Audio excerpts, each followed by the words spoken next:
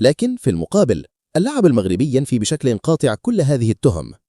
محاميته فاني كولان وصفت مطالب النيابة العامة بأنها غير مفهومة وغير منطقية، وقالت أن الأدلة في الملف لا تدعم رواية الشابة، وأن الدفاع سيستعمل كل السبل القانونية للطعن في هذا القرار إن تم اتخاذه.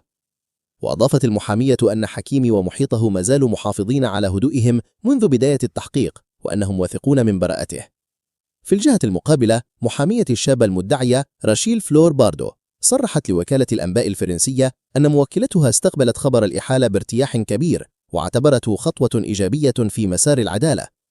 اليوم المسؤولية أصبحت بيد القاضي المكلف بالقضية، والذي سيقرر في الأيام أو الأسابيع المقبلة ما إذا كان الملف سيحال رسميا إلى المحكمة الجنائية أم سيتم إسقاط التهم أو إعادة الملف للتحقيق من جديد.